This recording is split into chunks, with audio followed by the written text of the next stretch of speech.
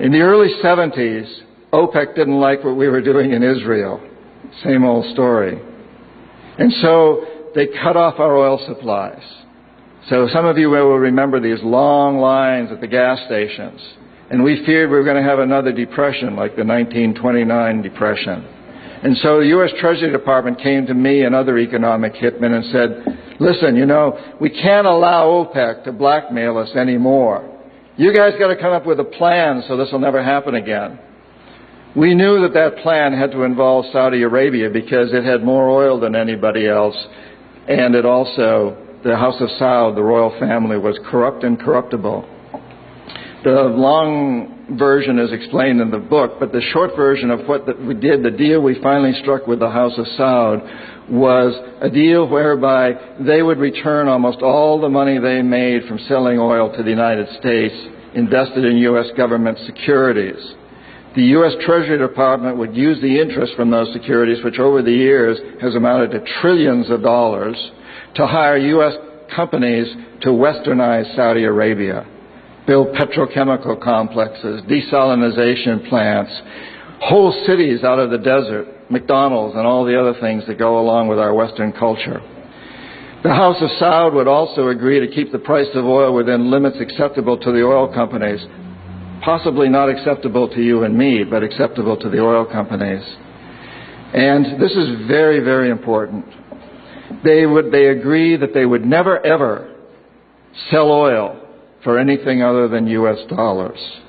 This happened in the early 70s, right after we'd gone off the gold standard because we were bankrupt, because we could not pay off our debts to European countries in gold. Nixon took us off the gold standard. And then we were stuck with a situation as why will anybody in the world use dollars?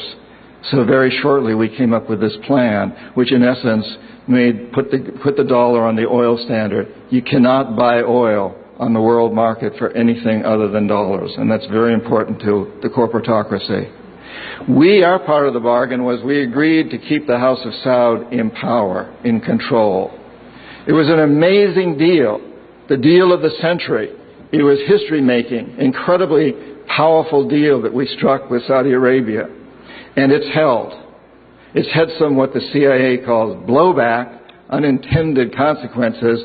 For example, one of the things that really pisses Osama bin Laden off is those McDonald's and those desalination plants and those petrochemical complexes surrounding Medina and Mecca, the two most sacred sites in Islam.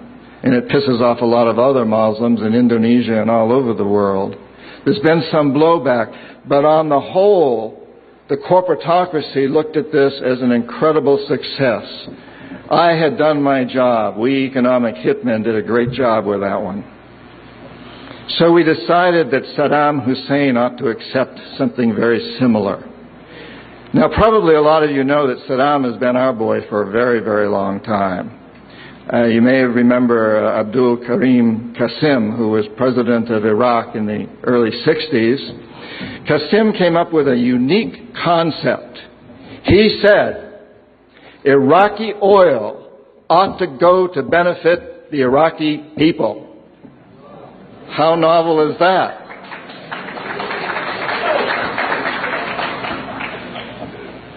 But we didn't like that very much. He began to tax the oil companies, particularly the British and some American companies, and threatened to nationalize our oil companies.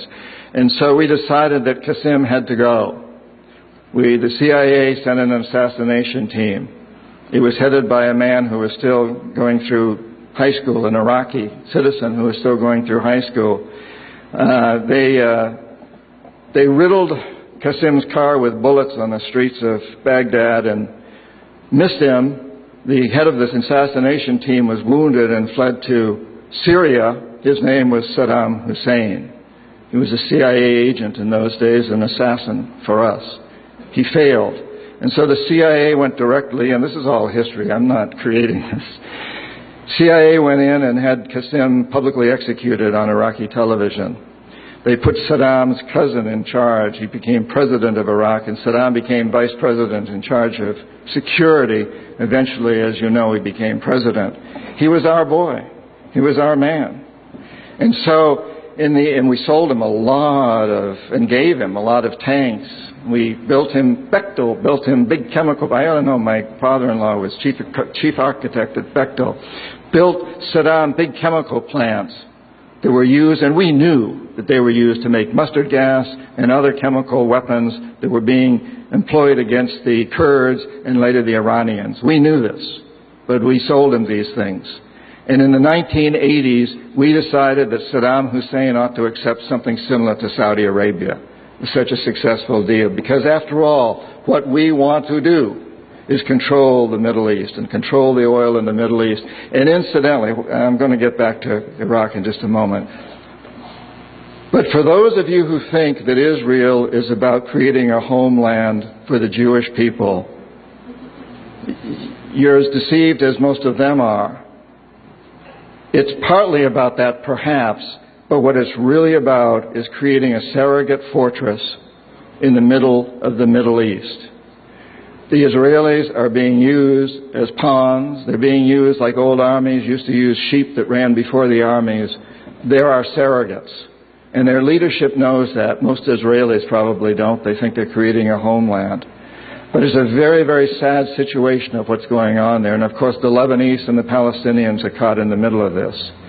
And Iraq is part of that too. We have to remember that Middle Eastern oil is the oil that's used by a great deal of Europe, and China, and Japan. If we control Middle Eastern oil, we control our biggest potential competitors, Japan, China, Europe.